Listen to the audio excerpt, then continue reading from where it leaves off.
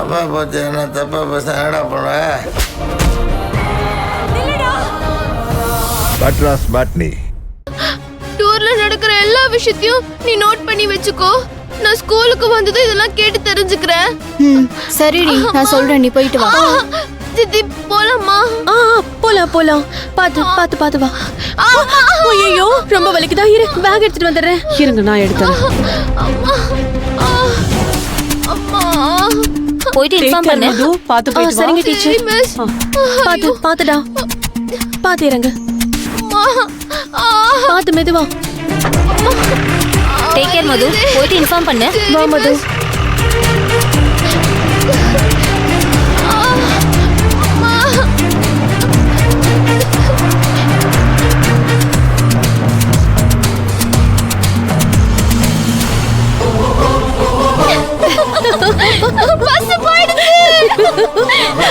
Bus போயிடுச்சு.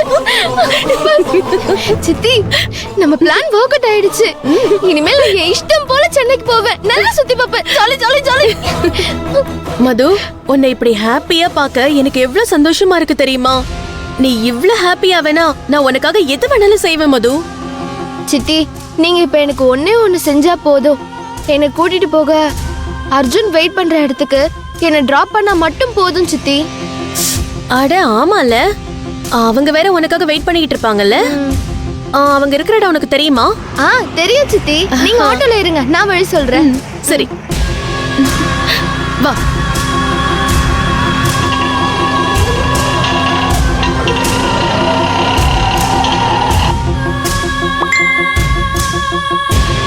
அக்கா, இவங்க வேற பிக்கப் பண்ணிட்டியான்னு கேக்குறாங்களே.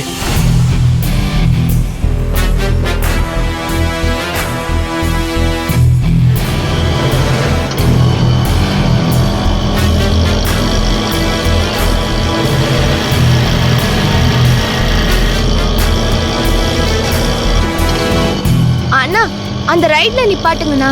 அதோ அங்க கார் நிக்குதுல, அங்க நிப்பாட்டுங்க.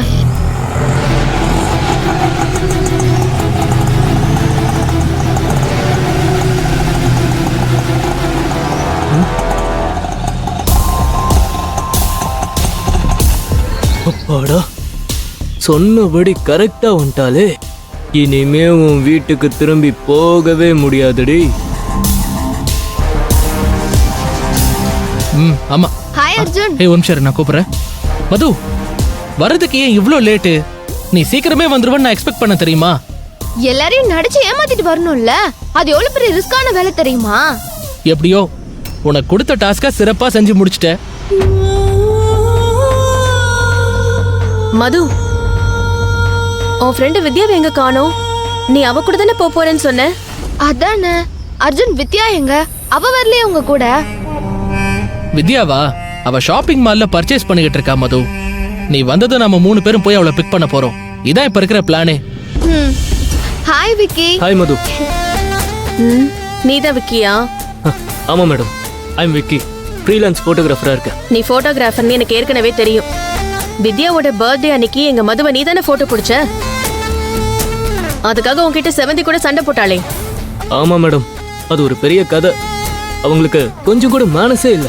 அவங்க பாட்டுக்கு சண்டை போட்டுட்டு நான் எடுத்த போட்டோஸ் எல்லாம் டெலீட் பண்ணிட்டு போயிட்டாங்க. அதெல்லாம் போகட்டும், நீங்க எல்லாரும் சென்னைக்கு போறீங்கல்ல, அங்க வச்சு எங்க மதுவை விதவிதமா அழகழகா போட்டோ எடுத்து தரணும். ஓகேவா? ஓகே மேடம், உங்க ஆசைப்படியே மதுவை நான் பியூட்டிஃபுல்லா போட்டோ எடுப்பேன். மேடம், உங்களுக்கு தான் நாங்க தேங்க்ஸ் சொல்லணும். நீங்க மட்டும் இல்லைன்னா மதுவும் நாங்களும் சென்னைக்கு டூர் போகவே முடியாது. ஆமா மேடம், நீங்க இன்னைக்கு செஞ்சிருக்க உதவிய நாங்க என்னைக்குமே மறக்க மாட்டோம். ரொம்ப ரொம்ப தேங்க்ஸ். நீங்க எல்லாரும் எனக்கு தேங்க்ஸ் சொல்றீங்க, ஆனா என் மனசுக்குள்ள இன்னும் பயம் இருந்துகிட்டே இருக்கு. ஏன் சித்தி திடீர்னு பயப்படுறீங்க? பின்ன என்ன மது, செவந்தியையும் நம்ம வீட்ல இருக்கிறவங்களையும் உன் டீச்சருங்களையும் ஏமாத்திட்டு உன்னை இப்ப சென்னைக்கு அனுப்பி வைக்கிற. இத நினைச்சனால சந்தோஷமாவா இருக்க முடியும்?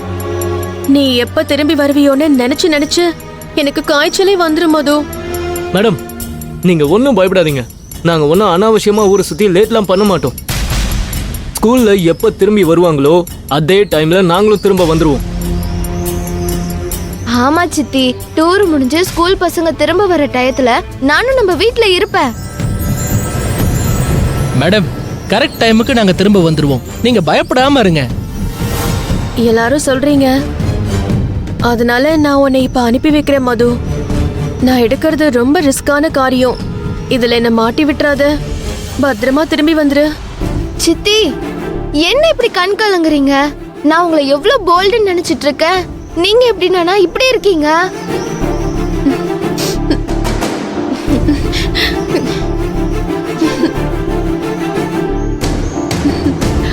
மது, நம்ம வீட்ல யாருமே உன்னை புரிஞ்சுக்கல. ஆனா நான் ஒருத்தி மட்டும்தான் உன்னை புரிஞ்சுக்கிட்டு உன் விருப்பத்துக்கு ஏத்த மாதிரி நடந்துக்கிறேன். இப்ப கூட உன் விருப்பப்படிதான் நான் நடக்கிறேன். என் நம்பிக்கையை காப்பாத்திடு மது. சித்தி, டோன்ட் வரி.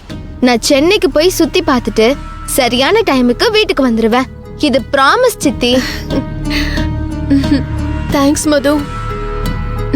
பத்திரமா போயிட்டு வா. ஓகே சித்தி, பாய். பாய்.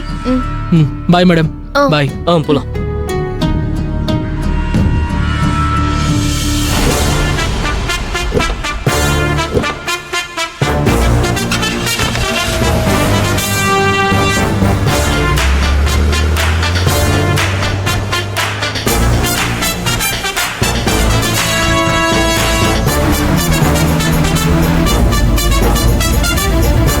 எப்படியோ மது, உன் செவந்தி சித்திக்கு டிமிக்கி கொடுத்துட்டு விக்கி அண்ணா கொடுத்த ஐடியா பிரகாரம் 4 பேரும் தனியா சென்னைக்கு டூருக்கு கிளம்பிட்டோம். உனக்கு சந்தோஷம் தானே? சந்தோஷனா சாதாரண சந்தோஷத்துல இல்ல, தாங்க முடியாத சந்தோஷத்துல இருக்கேன். இப்ப இந்த கார்ல மட்டும் சன்ரூஃப் இருந்ததுன்னு வையே, அப்படியே எந்திரிச்சு நின்னு வானத்தை பார்த்து ஐ அம் சோ ஹாப்பி தேங்க்ஸ் காட்னு சத்தமா கத்திருப்பேன். எனக்கு இப்போ அப்படி ஒரு ஃப்ரீடம் கிடைச்ச மாதிரி இருக்கு. நீ இப்படிதான் ஃபீல் பண்ணுவேன்னு எங்களுக்கு ரொம்ப நல்லா தெரியும் மது. அந்த அளவுக்கு உங்க செவந்தி சித்தி உனக்கு ஃப்ரீடமே கொடுக்காம வீட்டுக்குள்ளேயே அடைச்சு வச்சு பழகிட்டாங்க.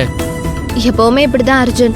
எனக்கு வித்யாவோட ஃப்ரெண்ட்ஷிப் கிடைச்சு உங்களோட பழகுற வாய்ப்பு கிடைக்கலன்னு வைங்க, செவந்தி சித்தி என்னை அடிமைப்படுத்தி தான் வச்சிருக்காங்கன்ற உண்மையே தெரியாம போயிருக்கோம். ம். உங்க 2 பேரோட நல்லா நெருங்கி பழகுனதுக்கு அப்புறம் தான் எனக்கு வெளி உலகமே தெரிஞ்சுது. அவங்க என்னை எப்படி எல்லாம் கட்டி போட்டு வச்சிருக்காங்கன்ற உண்மையும் புரிஞ்சுது. உங்க சித்தி எந்த அளவுக்கு மோசமானவங்கன்றத நான் வித்யாவோட பர்த்டே அன்னைக்கு நல்லா தெரிஞ்சுக்கிட்டேன். உன் விருப்பப்படி உன்னை அழகா போட்டோ எடுத்ததை அவங்களால தாங்கிக்க முடியல மது. அதனாலதான் போட்டோஸ் எல்லாத்தையும் டிலீட் பண்ண சொன்னாங்க. அப்புறம் நான் வித்யா கிட்டயும் அர்ஜுன் கிட்டயும் உன்னை பத்தியும் உன் சித்திய பத்தியும் விசாரிச்ச போதுதான் அவங்க எந்த அளவுக்கு கொடுமை பண்றாங்கன்னு நானும் தெரிஞ்சுக்கிட்டேன். உன் இடத்துல எல்லாம் நான் இருந்திருந்தா சத்தியமா எப்பவோ வீட்டை விட்டு ஓடி போயிருப்பேன். உன் வீடு உனக்கு பெரிய ஒரு நரகம் தான். ஆமா டியோட், என் வீடு ஒரு சகிச்சுக்க முடியாத நரகம் தான்.